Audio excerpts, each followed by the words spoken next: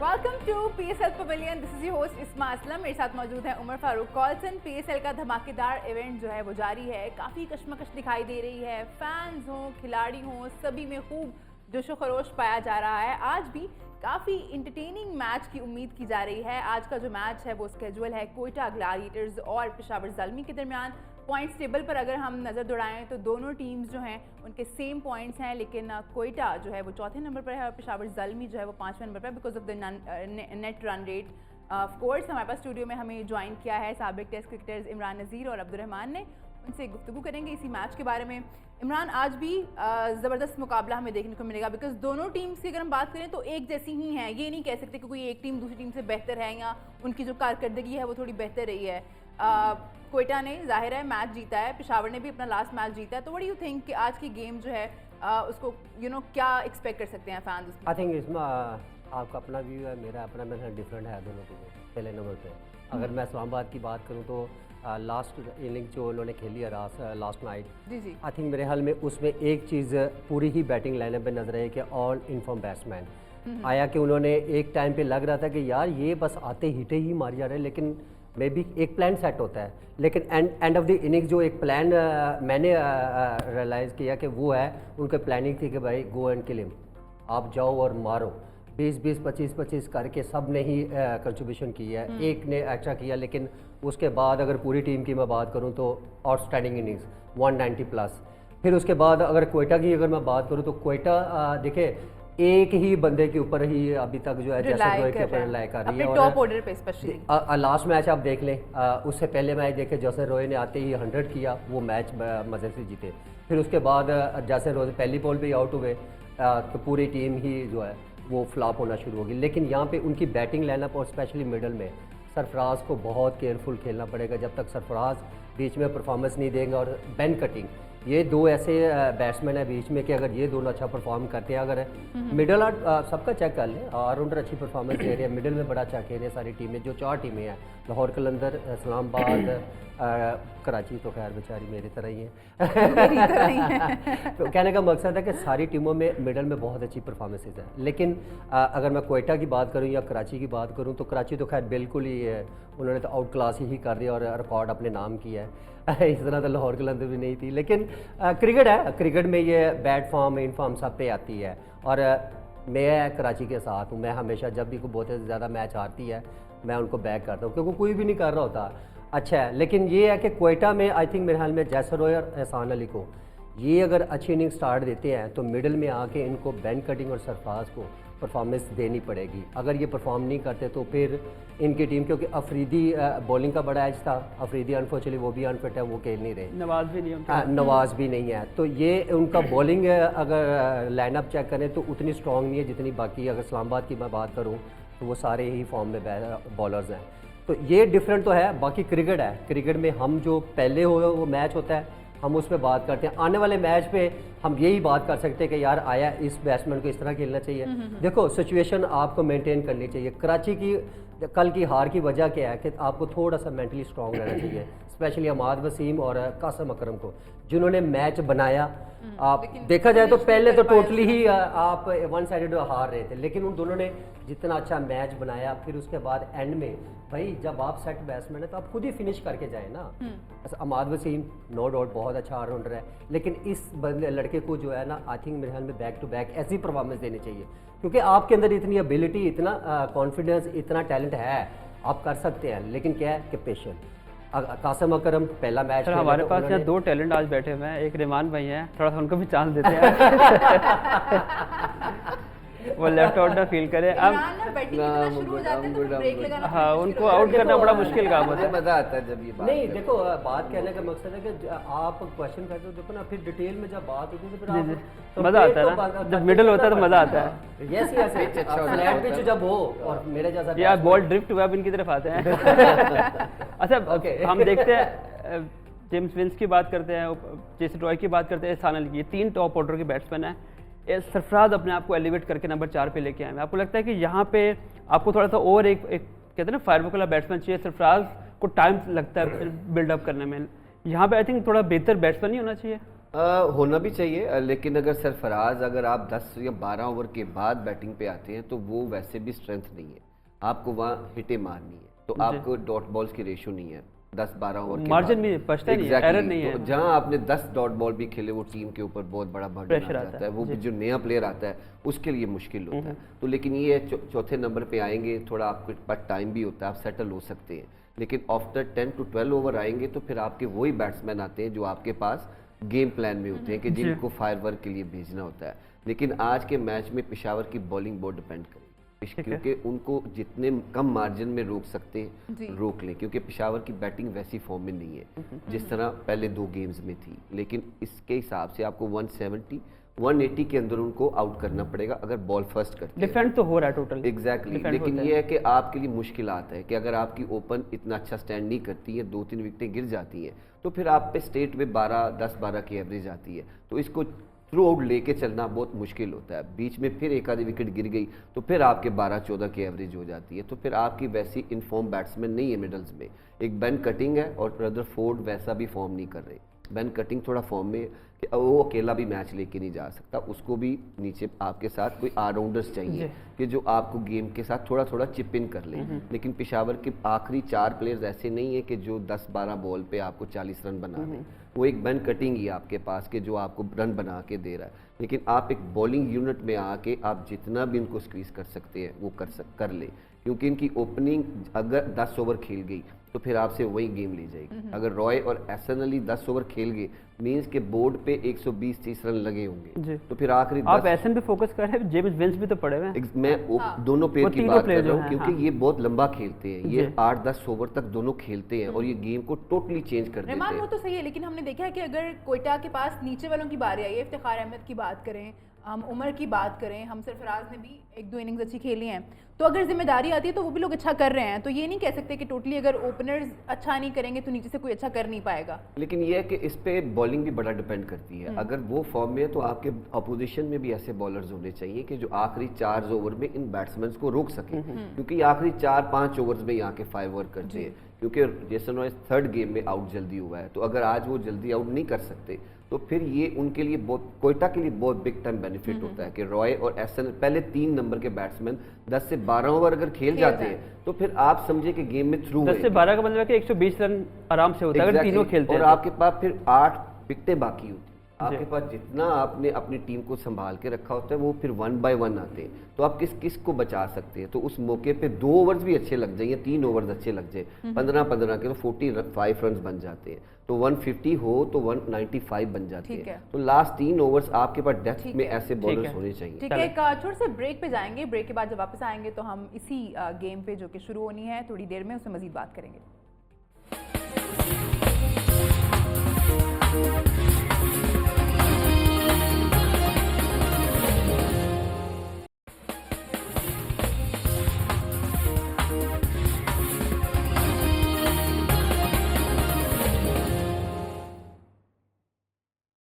Welcome back to PSL pavilion. आज जैसे कि आपको पता ही है मैच स्केजुअल है जो कि खेला जाना है पेशावर ज़ालमी और कोयटा ग्लैडिएटर्स के दरमियान। ब्रेक पे जाने से पहले हम बात कर रहे थे कोयटा ग्लैडिएटर्स की बैटिंग लाइन पे। अब मैं चाहूँगी कि हम पेशावर पे बात करें आपसे ही शुरुआत कर लेते हैं क्योंकि आप नहीं ये पेशावर का और खेला भी पहला एडिशन। हाँ, तो आपकी शर्ट भी येलो है आज। हाँ, एक ही मैच खेला। 3 ओवर किए थे आपने? उसके 3 ओवर किए थे आपने? हाँ जी, 3 ओवर किए थे और उसके बाद उनका शुक्रिया। पेशावर की बैटिंग जिस तरह पहले 2 गेम्स में चली है वैसे उसके बाद नहीं है, और जो ओपनर उन नया प्लेयर डाला विकेट कीपर हारिस, आज उसका बहुत की रोल होगा। आपने जिस तरह पहले मैच पे परफॉर्म जिस तरह की उम्मीदें दिला दी हैं एग्जैक्टली, और अगले मैच में भी पूरी टीम क्या हर बंदे जितने देखने वाले भी हैं वो भी अब उतना ज़्यादा इंटरेस्ट पैदा हो गया उनमें कि एक नया प्लेयर आया है जिसने 50 किया है, वेरी फर्स्ट बॉल आपने अपने आप को दिखाया है कि you want to show the performances to the जितने भी इमर्जिंग प्लेयर हैं उनमें एक ये भी अच्छे प्लेयर है, और इनका अच्छा परफॉर्म करना टीम की बड़ी अच्छी खुशहाली होती है कि नया बॉल कोई और अच्छा प्लेयर आया जो खेल सकता है। लेकिन ये है कि आज बॉलिंग टोटली डिफरेंट है। आज पेशावर के कोयटा के अगेंस्ट उनकी पेसर अटैक अच्छा है, उनके पास एक स्पिनर अच्छा है, तो आप आज पता चलेगा आपका गेम प्लान क्या है। लेकिन द थिंग इज आपके जो 6 ओवर के बाद आपकी बैटिंग के प्लान है ना, उसमें हैदर अली का बहुत बड़ा रोल होगा आज, क्योंकि पिछले 6 गेम्स में एक गेम उन्होंने अच्छा खेला है, लेकिन उसके बाद 5 गेम कहीं भी पिछले गेम में नंबर 8 पे आए हैं वो। एग्जैक्टली। इमरान, मैं थोड़ी आपसे हारिस के बारे में ही बात करना चाहूंगी। ये कितना मुश्किल होता है एक यंग बच्चे के लिए कि वो पहले मैच में आया, इतना अच्छा परफॉर्म किया, फिर थोड़ा खुद पे भी प्रेशर होता है कि अगली गेम में भी अच्छा ही करना है, बिकॉज लोग एक्सपेक्ट कर रहे हैं आपसे और मुझे भी दिखाना है कि मुझ में कितना टैलेंट है और मैं कितना अच्छा खेल सकता हूँ। यार देखो कोई भी यंग प्लेयर अगर अभी आता है और आते ही परफॉर्म कर जाता है तो आई थिंक मेरे ख्याल में एक कॉन्फिडेंस लेवल जो है ना वो बहुत अप हो जाता है। और अगर ज़्यादातर एक्सपेक्टेशन की आप बात करें, डेफिनेटली आप अच्छा परफॉर्म करेंगे, सबकी नज़रें आप पे रहेंगी। और वो लड़के में इतना स्पार्क है, जो मोहसिन भी ये बात कर रहा था कि अब इसको किस तरह किस टाइप की मेहनत करनी है। अगर 1 घंटा कर रहा है तो अब उसको 3 घंटे और करनी चाहिए। तो कहने का मतलब डे बाई डे अपनी इम्प्रूवमेंट लेके आनी चाहिए। और आज अगर वो अच्छी इनिंग्स खेलता है तो डेफिनेटली बहुत ज़्यादा कॉन्फिडेंस लेवल जो है ना अप रहेगा। और आने वाले मैचेस में देखो अभी उसने सारे बॉलर खेलने हैं, अभी तो सिर्फ एक टीम के बॉलर खेलने हैं। तो जैसे जैसे वो बॉलर खेलता जाएगा तो डेफिनेटली अपग्रेड होता जाएगा, कॉन्फिडेंस अप होगा। और उसके बाद इस टाइप की जी परफॉर्मेंस आप बैक टू बैक अगर देते हैं तो फिर आप बहुत आगे निकल जाते हैं। फिर आपकी मेहनत पे डिपेंड करता है। और दूसरी बात, जिस तरह उसने आते ही पहले मैच रहमान ने कहा कि आते ही जिस तरह उसने चार्ज किया और अपना टैलेंट शो करवाया है, तो अब भी अगर आज भी उसी टाइप की इनिंग्स खेलते हैं और उसमें स्पार्क है कि वो उस टाइप का बैट्समैन नहीं है जो मैंने उसको नोट किया और जो बार बार मैं एज ए पर्सनली उसका बहुत ज़्यादा उसको मैं लाइक करता हूँ। फैन बन गया उनका। ऑफ कोर्स यार देखो उमर, आपके सामने कोई भी आके एक लड़का, उसकी जो एक स्टांस है, जो बैटिंग करने का उसका स्टाइल है, उसके आर्म जो है वो बंद नहीं होते, वो फुल फोर्स के साथ खुलते हैं। और जिस टाइप की वो हिटिंग मारता है तो मेरे ख्याल में डेफिनेटली कोई भी यंगस्टर है यार अच्छा खेले, उसकी तारीफ करनी चाहिए। और अभी तक PSL में देखा जाए तो मुझे वो पर्सनली बहुत ज़्यादा पसंद है। ठीक है, मजीद बात करेंगे हम पेशावर के बारे में ही, लेकिन उससे अच्छा डिस्कशन बिल्कुल हम जो कर रहे थे, आपने हारिस की बात की, लेकिन हारिस जो है अगर आपका फ़ैन बना, लेकिन प्रॉब्लम ये है कि एक लड़का जो बाहर बैठा है कामरान अकमल, वो उसको भी कहते हैं ना खा गया है बेसिकली। अब बैठना पड़ेगा बाहर, कामरान को थोड़ा देखना पड़ेगा कि प्रॉब्लम कहाँ पे थी। मैं कामी का बहुत एक्स्ट्राऑर्डिनरी वो प्लेयर है पाकिस्तान के लिए। जितनी उसने क्रिकेट खेली और जो परफॉर्मेंसेज दी वो सबके सामने है। वर्ल्ड वाइज देखा जाए तो मेरे ख्याल में यहाँ तो गिलक्रिस्ट के साथ गिलक्रिस्ट है, यहाँ वो है जिसने एज ए कीपर जो है ना मोस्ट ऑफ। फिर उसके बाद धोनी भी आप कह सकते हैं, धोनी भी उसके मेरे ख्याल में नीचे ही है जितने 100 उसकी हैं कामी के। तो आई थिंक मेरे ख्याल में उसने जितना भी पाकिस्तान के लिए सर्व किया है, एक टाइम होता है यार, आप आज देखो ना एज वाइज देखा जाए तो उसमें उतना वो स्पार्क नहीं है। नो डाउट जितनी उसको क्रिकेट खेले, बड़ी एक्स्ट्राऑर्डिनरी क्रिकेट खेला है। और अब टाइम जारी बात है, अब जाने वाला है। अब उसकी जगह जो आया है, ये सबसे ज़्यादा खुशी है कि आप जिस जगह पे, जिस प्लेयर की जगह पे आ रहे हैं, आप उसी टाइप जो रोल कामरान को प्ले करना चाहिए था वो हारिस ने करके उसने आते ही जो है ना पहले इनिंग्स में आपको शो करवाया और कामी इसी टाइप की इनिंग्स खेलता था। तो उसने आके उसकी वो जगह खाली जो है ना वो पुर की है और खुशी हुई है। देखो कोई भी बच्चा आता है यार, एज ए क्रिकेटर हमें उसको बैक करना चाहिए। अब वो कहीं भी सुनेगा कि यार ये हमारी तरीका, तो वो देखो मेंटली कॉन्फिडेंस मिलता है आपको। और ऐसे बच्चों को मेरा ख्याल है बैकअप करना चाहिए। एक बच्चा और भी है हैदर अली जो आई थिंक ये PSL कुछ लड़कों के लिए बड़ा अहम था और वो उनमें से एक हैदर अली भी है, लेकिन वो पे बैक उसकी मैं आपको चले एक छोटी सी मिसाल देता। अर्ली ऑन जब वो आया था, जिस तरह आके इसने परफॉर्मेंस दी है, वो भी उसने भी आके बहुत अच्छा परफॉर्म किया और हम सब ने उसकी तारीफ की। लेकिन वजह क्या है कि आपने अपने आप को ऊपर क्यों नहीं लेके आए? ऐसे बैट्समैन के लिए तो एक नंबर जो है ना वो फिक्स हो जाना चाहिए कि भाई इस नंबर से ऊपर नीचे हो ही नहीं सकता। ताकि बाबर आजम, रिजवान, आप कभी भी आप इनको नहीं कह सकते भाई आप नंबर 3 या नंबर 4 पे खेलें, वो कभी नहीं। लेकिन अब इसको क्या है कि अब इसको जो है ना अब इसको लॉन्ग बड़ी बड़ी इनिंग्स जो है ना वो खेलनी चाहिए। ठीक है जी, छोटे से ब्रेक पे जाना है।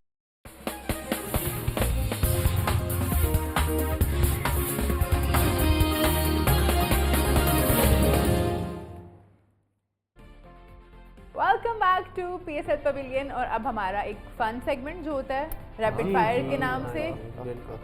आज हमारी बारी नहीं थी क्वेश्चन की, किससे करे आज? मैंने आज कुछ कहना ही नहीं है कि कौन से क्वेश्चन हैं कौन से नहीं है। बस शुरू हो जाए। इशारों में कुछ अगर जवाब क्या नहीं चलो इमरान ठीक है मैं आपसे पूछती हूँ, ठीक है? मुश्किल है ना इससे। शुरुआत करते हैं। ऑस्ट्रेलिया का जो फर्स्ट क्लास इवेंट होता है उसका नाम? फर्स्ट क्लास ही होता है। इमरान खान का फेवरेट है वो। I don't know. Sheffield shield.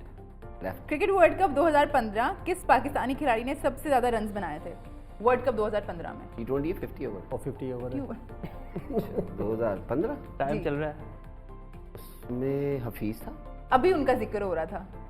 Diet coke Sarfaraz diet coke. Oh Misbah. Pakistani जनूबी अफ्रीका सीरीज 2010 दूसरा टेस्ट अबू धाबी में हुआ था। किस जनूबी अफ्रीका के खिलाड़ी ने डबल सेंचुरी बनाई थी? क्या ख्याल है? AB de Villiers. पाकिस्तान की तरफ से टेस्ट क्रिकेट में सबसे ज्यादा विकेटें किस स्पिनर ने हासिल की हैं? अब्दुल कादिर, नहीं, आपके साथ खेले होंगे शायद वो। सईद अजमल, साकिब भाई मेरे सन। दानिश कनेरिया। वो उसके 100 भी बड़े। ये बात बिल्कुल ठीक है। पाकिस्तान की तरफ से वनडे में सबसे बड़ा जो इंडिविजुअल स्कोर है वो किसका है? अभी बहुत अच्छी फॉर्म में है वो, जबरदस्त फॉर्म में है वो, जिनका है बाबर और टाइम रिजवान। Is up. ना फखर जमान। ओह ये 195। चले भूल सकते इमरान भाई 200 कुछ। शुरू करें। टाइम रेडी चले। मेरे सुबह रमजान लगे रहे। इंग्लिश काउंटीज में कितनी टीम्स हैं? थिंक मेरे ख्याल में 12। 18 गलत हो गया। बिग बैश इवेंट काफ़ी फेमस है, कितनी टीम्स हैं उसमें? 8। ये इन्होंने हेल्प किया है। कोई बात नहीं। मैं गलत कर देना। 4 कर। इंटरनेशनल क्रिकेट में क्या सबसे ज़्यादा मैं- हैट्रिक किसकी है पाकिस्तान के? सही भाई और वसीम भाई। वसीम भाई के 3 हो गए। ये शारजा कप 2000 जी। बड़ा फाइनल मैच था। कौन सा पाकिस्तानी खिलाड़ी था जिसमें मैन ऑफ द मैच किया था? मेरे ख्याल में बड़ा एक मजेदार बच्चा था, इमरान नजीर आता। नहीं इमरान नहीं था, मोहम्मद यूसुफ थे। ओ नहीं आ रहे, मैं फाइनल में 2000 की बात कर जी रहा हूँ। 2000 की बात फाइनल में मैं मैन ऑफ द मैच था मेरे ख्याल में। पाकिस्तान बामुकाबला न्यूजीलैंड 2002 ये मैच आपको याद होगा।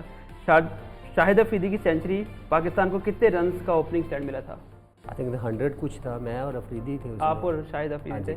100 100 मेरे ख्याल 5 के 10 एक रन। हाँ है। चले, पाकिस्तान की पास- तरफ से बतौर कप्तान सबसे ज्यादा वनडे किसने जितवाए हैं?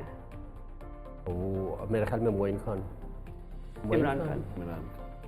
या साढ़े जम्मू तो पहले तो सवाल तो कुछ नहीं मुश्किल था। नहीं है मुश्किल से। बिग बैश में 8 टीमें होती हैं, अच्छा इंग्लिश काउंटी में 18 टीमें होती हैं। ठीक है। ये तो सिंपल से ये इधर पूछते थे आप इंग्लिश काउंटी। अच्छा ये ज्यादा खेल है, इसलिए तो उनसे पूछा है। चले गेम पे आ जाते हैं वापस। आ जाए। यप। आज अब हम खुश हो गए हैं, गेम पे आ जाए। पेशावर जलमी की बॉलिंग पे डिस्कस कर लेते हैं। पेशावर जलमी ज़ाहिर है Wahab Riaz as captain out of form है, बिल्कुल कुछ कर नहीं पा रहे जो करना चाहिए उनको। बड़ा इत्मीनान शो किया था जलमी ने उनके ऊपर। साकिब महमूद पिछले सीजन में देखा हमने, उनका जो कराची लेग था उसमें काफ़ी उन्होंने डिफरेंस क्रिएट किया, लेकिन इस बार जो है कॉम्बिनेशन बन नहीं पा रहा। यार उसकी वजह आई थिंक मेरे हाल में मेन बॉलर आपका जब वहाब रियाज ही उतनी अच्छी बॉलिंग नहीं कर पा रहा। इवन कि अगर मैं उमर की बात करूं तो वो बहुत अच्छी बॉलिंग कर रहा है, लेकिन उनके साथ देखो इसमें भी आप बैटिंग की तरह पार्टनरशिप है। जब आपका साथ आपका पार्टनर अच्छी बॉलिंग नहीं कर रहा तो डेफिनेटली दूसरा जो पार्टनर होता है वो ऑटोमेटिकली प्रेशर में आता ही आता है। आई थिंक मेरे हाल में वहाब रियाज को जो है ना वो थोड़ा अभी लास्ट मैच में मच बेटर उन्होंने बॉलिंग की है, क्योंकि उनकी जो मेन एक हथियार कह सकते हैं वो है स्लो वन। उसने स्लो वन जो की है वो बहुत अच्छी की है और उसमें एक आधा यॉर्कर भी देखने को आया, लेकिन वहाब के वो कहते हैं ना यॉर्कर वो नज़र नहीं आ रहे, जिसकी वजह से बाकी को भी प्रॉब्लम हो रही है। उस्मान कादर भी उतनी अच्छी परफॉर्मेंस नहीं दे रहे। इवन का स्पिनर की अगर बात करें तो उनकी बॉलिंग में ये थोड़ा सा खला है। इवन के शोएब मलिक से भी आपने देखा होगा अटैक करवाया, वो एक प्लान अच्छा है उनका कि अगर लेफ्टी कोई भी आता है तो आप ऑफ स्पिनर लगाते हैं फौरी। तो आई थिंक मेरे ख्याल में थोड़ा सा बैटिंग की तरह, जिस तरह बैटिंग थोड़ी बिखरी है, नॉट इतनी नहीं कह सकते लेकिन थोड़ी बहुत है, उसी टाइप की बॉलिंग है। स्पेशली वहाब रियाज को जो है वो थोड़ा जो है ना फॉर्म में आना चाहिए। पेशावर जलमे का जो एकदम से जो फ्लक्चुएशन हुई है उसकी वजह शायद 2 हैं। एक तो वहाब रियाज उन्होंने डिस्कस किया, दूसरा हैदर अली को बहुत ज़्यादा ऊपर प्रमोट किया गया कि वो रोल प्ले करेंगे, लेकिन वो कर नहीं पाए, तो एकदम से उनका पूरा कॉम्बिनेशन चेंज करना पड़ा उनको। मैं बॉलिंग में थोड़ा इमी भाई ने सारी बातें तो सही की है, लेकिन बॉलिंग में वहाब रियाज के साथ आपके पास कोई भी एक्सपीरियंस बॉलर नहीं है। दोनों fast bowler young. Arshad Iqbal Karachi से लिया है उन्होंने। एग्जैक्टली वो अभी आप उसको इन करेंगे, लेकिन उससे पहले जो आपने 6 गेम खेले उसमें आपके पास डेथ बॉलर नहीं है। एक मैच में एक बॉलर ने अच्छी बॉलिंग कराई है, लेकिन उसके बाद वो भी नहीं करा सके क्योंकि ये प्रेशर गेम है। अरशाद अच्छी बॉलिंग है। एग्जैक्टली लेकिन ये है कि आपके पास स्पिनर भी एक्सपीरियंस कोई नहीं है। तो एक जो मेन बॉलर है, स्ट्राइक बॉलर है, वो as a I captain think भी है। जो मेन चीज लैक कर रहे हैं पेशावर जलमी वो स्पिनर ही है। एग्जैक्टली साथ बॉलिंग में वो एक्सपीरियंस नहीं है आपके पास जो होना चाहिए, जो आपको डेथ नया बॉल भी कर सके और आखिरी 4 ओवर डेथ में भी करा सके। वो अभी यंग लड़के, उनको टाइम लगेगा। आप उन पे ये बर्डन नहीं डाल सकते कि सीजन 1 में ही आप उनको कि सारी गेम्स आप जितवाएंगे या हर गेम में आप अच्छी बॉलिंग कराएंगे। उनके लर्निंग है, तो अभी उनको अच्छा भी कराएंगे, बुरा भी कराएंगे, लेकिन आपका जो मेन है मिडल्स ओवर, उसमें आपके पास स्पिनर्स भी कोई एक्सपीरियंस नहीं है जो आपको पूरा सपोर्ट करता है, जो आपको विकेट्स भी लेके देता है, आपको रन्स भी कंटेन करके देता है, और एक बॉलर पूरा प्रेशर नहीं हैंडल कर सकता। वहाँ आपकी पूरी टीम के ऊपर भी कॉन्सेंट्रेट है, अपने ओवर्स के ऊपर भी कॉन्सेंट्रेट है। तो लेकिन जब आपके पास 2 और ऐसे बॉलर होंगे तो डेफिनेटली वहाँ आपकी बॉलिंग पे फ़र्क पड़ेगा। तो जब आप दूसरे एंड से 15 या 20 ओवर का ओवर लगता है, तो जब आप आते हैं तो आपको 10-12 का ओवर आराम से लग जाएगा। तो आपको दूसरे एंड सपोर्ट चाहिए, पार्टनरशिप चाहिए, same as it is batting होता है। इसी तरह हैदर अली की किसी भी प्लेयर के साथ पार्टनरशिप नहीं लग रही, चाहे वो नंबर 3 पे आए, चाहे नंबर 4 पे आए, लेकिन वो पार्टनरशिप बिल्ड नहीं कर रहे। उनको चाहिए कि जितना दूसरे प्लेयर्स देख लें, इवन यंग प्लेयर जितने मर्जी खेल रहे हैं वो अपनी इनिंग्स को बिल्ड कर रहे हैं। तो इनको भी चाहिए कि अपने टाइम लें, पाकिस्तान टीम के प्लेयर हैं, अपने रिस्पेक्ट के लिए खेलें, जितना पिच पे टाइम गुजारेंगे इंशाल्लाह उतना परफॉर्म करेंगे। ब्रेक का वक्त है और ब्रेक के बाद जब हम वापस आएंगे तो हमारा जो सेगमेंट होता है टिप्स ऑफ द डे, उसके साथ वापस आपकी स्क्रीन पे हाजिर होंगे।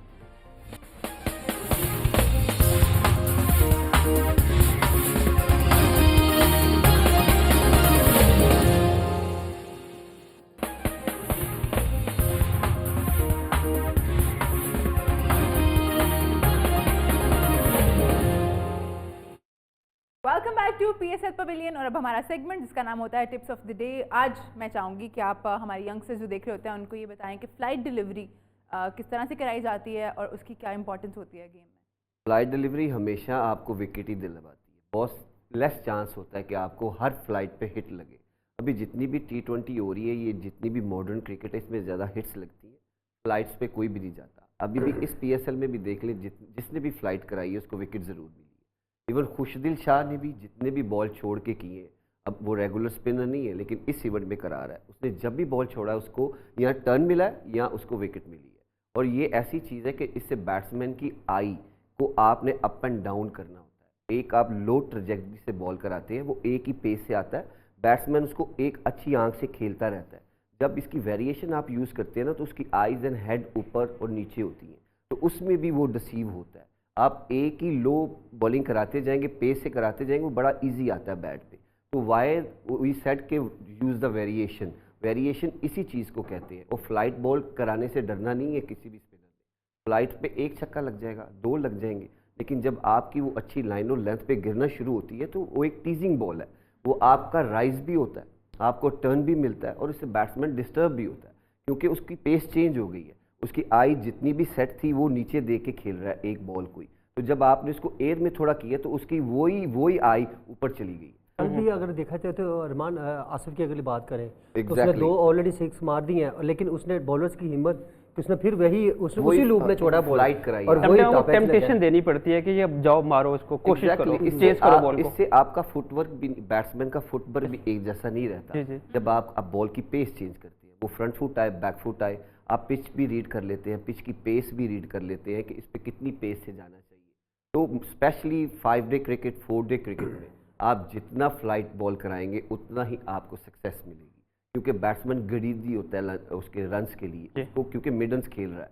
तो जब उसको आप थोड़ा लालच देंगे कि थोड़ा शॉट्स पे आए, आपको टर्न भी मिलता है, आपकी फील्ड प्लेस ऐसी सेट की होती है कि ज़्यादा बॉल्स उसी तरफ जाते हैं, और बैट्समैन ऐसे खुल के भी नहीं, जैसे T20 या ODI में आपको खुल के मिड विकेट खेलनी है, वो नहीं होता। इससे आपको बहुत सारी विकेट्स मिलती है। ये फ्लाइट का जो वर्ड है देसी जुबान में बोलेंगे छोड़ के करो। एग्जैक्टली। और वो छड़ के कर पोला पोला रख के कर। अक्सर आपने कीपर भी पीछे से बोलते हैं कि थोड़ा छोड़ के कर। और जब हम स्लिप में हम बॉलिंग कराते तो अक्सर यूनुस भाई होते थे, तो यूनुस भाई अक्सर स्लिप से इशारा करते थे कि इसको थोड़ा हवा में बॉल, थोड़ा हवा में बॉल करके ये आगे आए, तेज कर रहे हैं, डिस्टर्ब करने के लिए। एग्जैक्टली। तो उससे बैट्समैन बहुत डिस्टर्ब होता है और ये बहुत ज़रूरी है कराना। इससे आपको बड़ा मज़ा आएगा और आपकी वेरिएशन बढ़ेगी, आपके पास टर्न अच्छा आएगा, आपको ड्रिफ्ट मिलेगा।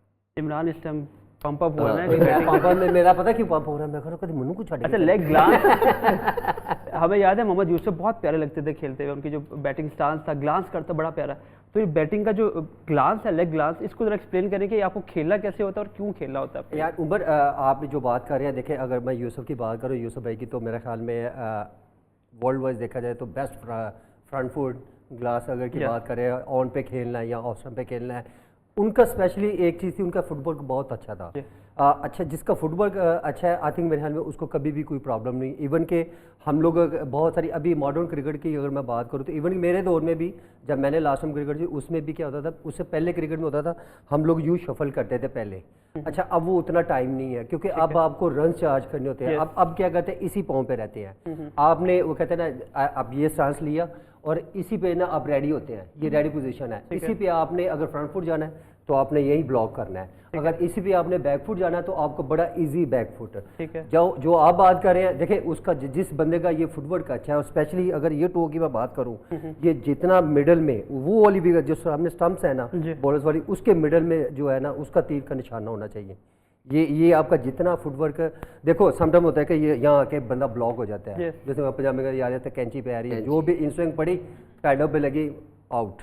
लेकिन ये फ्रंट फुट की जो बात करें ना, यहाँ आपको ये वाला चीज़ जो है ना इस साइड पे अगर बात करें तो बड़ा इजीली मिडल होता है, क्योंकि आपका स्टांस, आपका बैलेंस स्क्वायर लेग पे जाएगा बॉल, स्क्वायर लेग पे। डेफिनेटली आपका होता क्या है कि इन स्विंग पे बहुत ज़्यादा प्रॉब्लम होती है ना। अगर ये आपका ये स्टांस जो है, लेग जो है ना, ये अगर अच्छा पाँव आ गया आपका, तो इसको तो बजाय इधर खेलने की तो ये दुखे ना, ये सामने बहुत अच्छा मिडल होता है। भाई सर, ये आपकी बात कर रहे हो, इसमें सर का भी बताएं कि कितना रोल है। हेड ऑन द स्टिल, देखो आपका